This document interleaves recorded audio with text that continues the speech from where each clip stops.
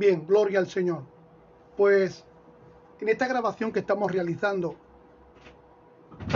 que es la segunda parte de lo que es la segunda grabación, vamos a intentar pues terminarla, porque como bien dijimos, haríamos grabaciones entre 30 y 40 minutos y esta creo que ha sido de unos 15-16 minutos. Vamos a hacer otros 10-15 minutos más y damos por concluido la segunda parte de lo que es la historia de Israel.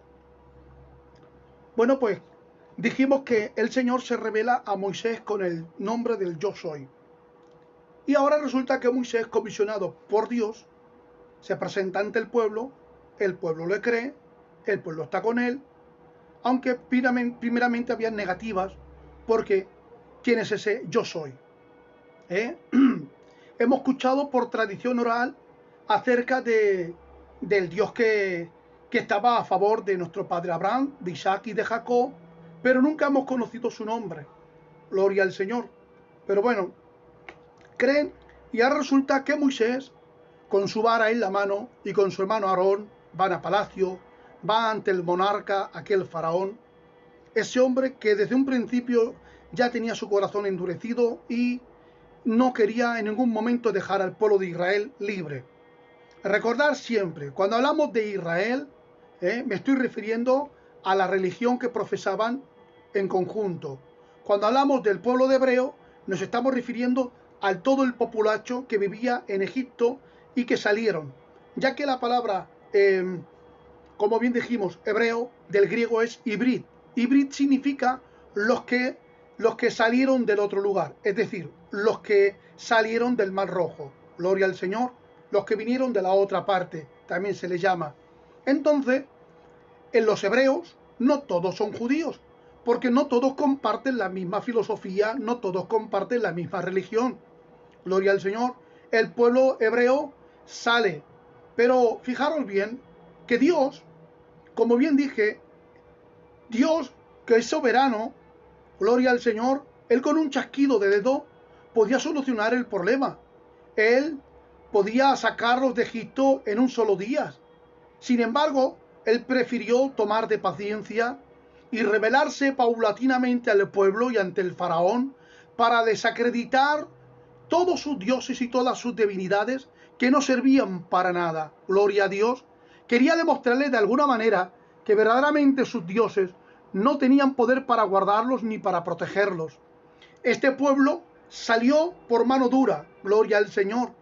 Es decir, salieron porque Dios así lo había decretado, así lo había mandado. Él utilizó a su siervo Moisés y resulta que avergonzó la magia, los trucos de feria que tenían, hermanos queridos, los magos ambulantes que servían al faraón.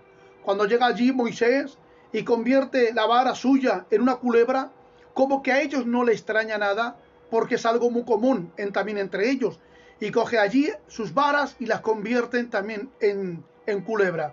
Ahora, ¿dónde está la diferencia? La diferencia es que la vara de Moisés, habiéndose convertido en una culebra, se come las demás culebras, dando evidencia de que el poder de Dios, la divinidad que servía a Moisés, está por encima de las divinidades de los dioses de Egipto. Los dioses de Egipto ahí quedaron en vergüenza, al menos esos dioses. Fijar bien que para la mentalidad de los egipcios, y así también por muchos años la de Moisés, la serpiente en sí nunca se presentó como un elemento maligno ni tampoco diabólico. La serpiente es el emblema de la sabiduría y es el emblema de la salud. Gloria al Señor. Ellos creían que cuando, por ejemplo, un faraón se entronaba como tal, se le ponían, por así decirlo, una corona y le ponían en la frente una serpiente para demostrar que tenía la sabiduría de los dioses y que iba a tener salud eterna, que nunca iba a enfermar.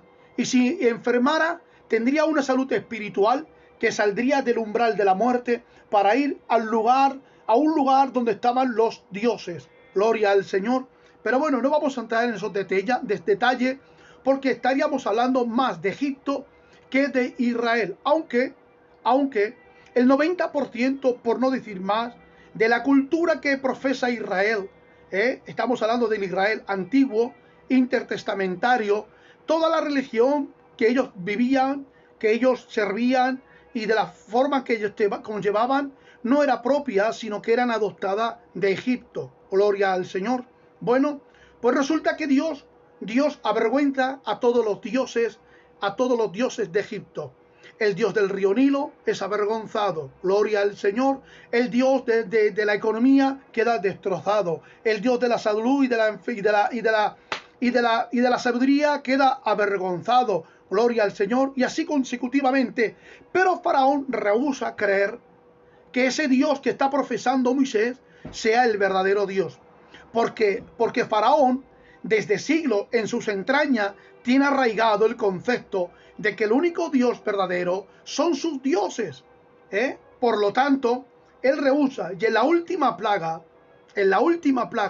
Dios, enviando oscuridad y enviando, por así decirlo, el ángel de la muerte, les promete a los hebreos que están allí, a los que iban a salir, a los que están allí creyeron, que cogieran y se encerraran en su casa, que pintaran los dinteles de las puertas con sangre, pero nunca el suelo, porque la sangre estaba representando el sacrificio futuro del Señor Jesús, que él también tendría que ser sacrificado. Porque luego resulta que en las casas iban a comerse un cordero que iba a ser sacrificado 4 días antes, tenía que ser inspeccionado, un corderito de 1 año sin manchas, sin quebraduras, sin pernicabru, es decir, perfecto y cabal, para que cuando ellos pudieran sacrificarlo, pudieran comer. Eso estaba representando también al sacrificio, pues escrito está, cuando dice la Biblia, he aquí el Cordero de Dios que quita el pecado del mundo. Es el Cordero predestinado desde antes de la fundación del mundo. Gloria al Señor. Ahora, fijaros bien, que ellos van a celebrar la fiesta de la Pascua. La Pascua, el Pesach, pasar por alto. Dios pasó por alto el pecado de esa gente porque estaba viendo la sangre salvífica y protectora. Gloria al Señor. Pero cuando la familia que se reunía, donde se guardaban en casa, iban a comer el sacrificio, si el sacrificio, el corderito era muy grande, se llamaba a la familia vecina para que residieran en la misma casa, fueran guardados por la misma sangre y comieran todos del mismo cordero. Esa aplicación se la dejo a usted porque es preciosa. Pero claro, ahora cuando salen a prisa y tenían que salir con su bordón, con su cayado, tenían que salir con sus sandalias puestas, con todo, y tenían que salir corriendo, la Biblia dice claramente que ellos pidieron a las vecinas alhajas y allí le daron los oros, las platas y salieron enriquecidos. Un pueblo que fue subyugado, un pueblo que fue esclavizado, un pueblo que fue maltratado. Vivían en la miseria, pero salieron enriquecidos. Gloria al Señor. Ahora, cuando sale allí, en esa salida, se unen muchísima gente. Pues la Biblia nos enseña que sin contar mujeres y niños ni ancianos, habían como unos 600.000 hombres. Si contamos que por pareja tuvieran hijos, ¿vale? Y contamos los ancianos, alrededor habría como 2,5 millones, 3 millones de personas. ¿Dónde radica ahora el problema? Que nosotros tenemos que creer todo esto por fe. Porque no hay datos, hermanos queridos, extrabíblicos. La antropología y la ciencia hasta la fecha no han podido descubrir un asentamiento de 3 millones de personas o que cruzaran el Mar Rojo. No hay indicios de ello. Ahora, la pregunta sería, si la ciencia, la antropología y la arqueología no han podido demostrar, ¿podemos refutar toda esta historia que cuenta la Biblia? No, en ninguna manera. Nosotros seguimos creyendo a pie juntilla que lo que dice la Biblia es verdad, es verídico, porque está narrado por el mismo Señor. Gloria al Señor, por testigos oculares que escribieron esto. Entonces, nosotros tenemos que hacer un criterio justo. Creemos por la fe que la palabra es palabra de Dios, que es inspirada por Dios, y lo que se narra en la Escritura es verídico. A veces se encuentra la Biblia y se encuentra la ciencia y se estrechan la mano para unirse, para dar crédito de una cosa a la otra. Pero no siempre es así. Y no es por eso tenemos que refutar lo que dice la Biblia. Cuando el pueblo sale, para no hacerles canso, para no narrarle toda la historia, los sacerdotes egipcios que en un tiempo antaño quisieron establecer el monoteísmo fueron expulsados por esta idea, porque allí residía, hermanos queridos, el poder del politeísmo. Y esta gente queda excluida del palacio y se unen al Éxodo, y ahora resulta que ellos se unen allí. Cuando el Señor va a sacar al pueblo, se presenta en una nube. ¿Por qué se presenta en una nube? ¿El pueblo se escandalizó al ver una nube? No. El pueblo criticó, murmuró, como tantas veces habían murmurado en el desierto contra Moisés, porque decían, ¿solamente acaso Dios habla por medio de Moisés? ¿Vale? Sin embargo, ellos no murmuran por ver una inmensa nube que los guiaba. ¿Por qué? Porque en la mentalidad de esta gente, la nube no era otra cosa que una divinidad egipcia. Era una divinidad egipcia. Por ejemplo, en la mentalidad y en la cultura de los egipcios, entre sus dioses, Amon-Ra, que es el dios sol, ellos decían que cuando salía el sol estaba brillando la vida, porque el sol penetraba, los rayos ultravioletas penetraban en las casas, entraban en los prados, entraban en el río, se reflejaba el sol, y eso era la vida, el dios del sol, el dios sol, el que daba vida.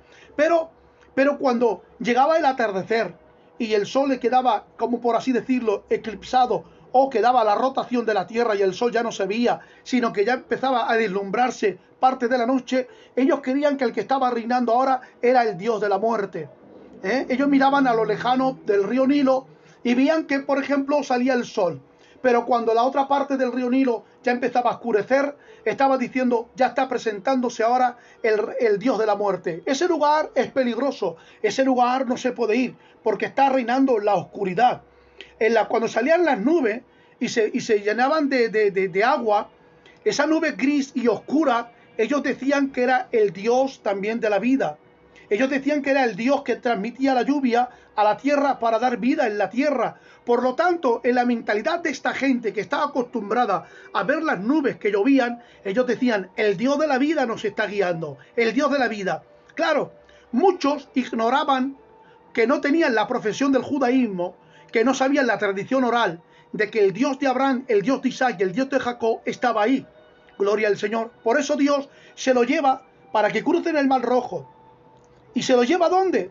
Al monte Sinaí, donde le va a dar preceptos, donde le va a dar mandamientos, gloria al Señor, y poco a poco el Señor se iba manifestando en la nube para hacerles entender que Él es superior a la divinidad que ellos conocen, que el Señor Dios Todopoderoso es mucho más grande que la nube. La nube era guiada por Él, no la nube guiaba a un Dios, era el Dios invisible guiando a su creación llamada nube. Y el pueblo iba aprendiendo poco a poco.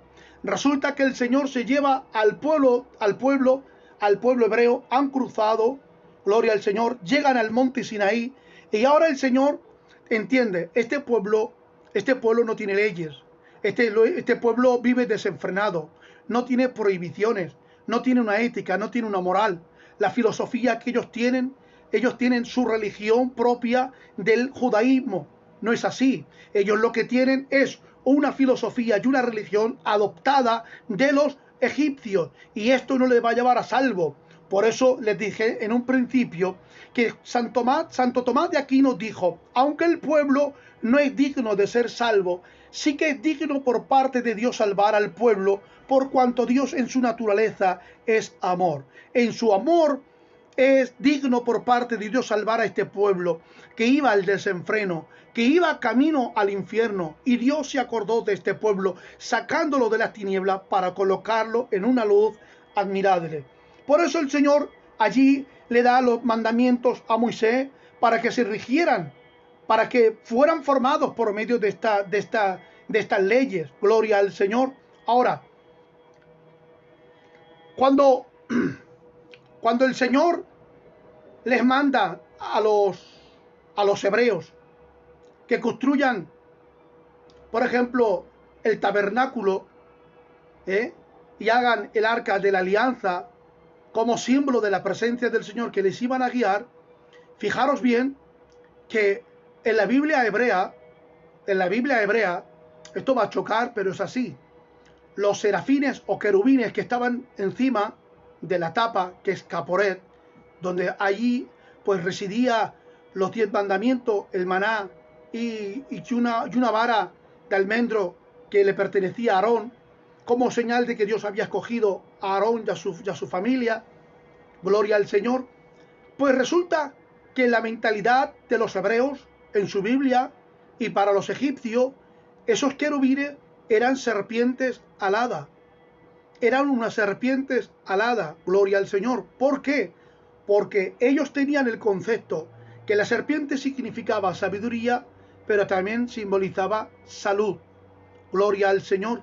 Y cuando, por ejemplo, los sacerdotes, de las formas que vestían, con la tiara que ponía santidad a Jehová, y con el turbante, y con los flecos, y con el pectoral, gloria al Señor, todo eso, verdaderamente, eso es origen de los egipcios, porque resulta que los sacerdotes también tenían una mitra, gloria al Señor, y también tenían un pectoral, y también tenían las piedras, gloria al Señor, y también tenían un arca de la alianza, no llamado así, pero también tenían ellos también tenían, por así decirlo, el lugar santísimo donde residía aquella arca, con aquellas serpientes aladas que nosotros conocemos como los serafines o como los querubines. Gloria al Señor. Por eso quiero decirte que la mayoría de las prácticas de Israel es adoptada de los egipcios. Gloria a Dios. Bueno, ahora lo dejamos que el pueblo llega pues al monte Sinaí guiado por una nube. Esa nube para esa mentalidad no les sorprende, porque pensaron desde un principio que pudiera ser alguna divinidad que los sacaba de allí. Sin embargo, el Señor les iba enseñando paulatinamente, poco a poco, porque no estaban preparados. No estaban preparados para concebir al Dios tres veces santo. No estaban ni preparados ni siquiera para llegar a la tierra de Canaán, a la cual fluía leche y miel. Porque aunque Dios pudo sacar al pueblo de Egipto, Egipto nunca salió del corazón de ese pueblo. Sin embargo, vemos que la trayectoria, en el transitar del desierto, todos mueren y van naciendo la nueva generación. La nueva generación es la que va haciéndose, va reeducándola, enseñándole, plantando una ética, una moral, unas leyes, una legislación. Y todos los que salieron mueren en el desierto, a excepción de Josué y de Caleb. Por eso en el monte Sinaí Dios tiene que darle unas leyes para que el pueblo se rija por esas leyes divinas que procede de un solo Dios verdadero y no de tantas divinidades como ellos conocen. Dios le iba enseñando que detrás de esa nube no había una divinidad pagana, sino que estaba el Dios soberano, al Dios, hermanos queridos, que servía a Abraham, Isaac y Jacob. Así que terminamos en esta grabación, y ya en la próxima grabación será la tercera grabación. Aunque esta es la tercera, pero va continua a la segunda. Que Dios os bendiga mucho, porque esto va a ser la introducción para poder entrar en lo que es el Pentateuco, lo que es Génesis y lo que es Éxodo. Si no hablamos de esto, no podríamos entender Génesis o lo que es el Pentateuco. Gloria al Señor. Ahora, ya teniendo un pequeño sentido de lo que es el trasfondo histórico, podemos entrar en el Éxodo, Génesis, Levítico, Número, Deuteronomio. Que Dios os bendiga y que la paz del Señor reine en vuestros corazones.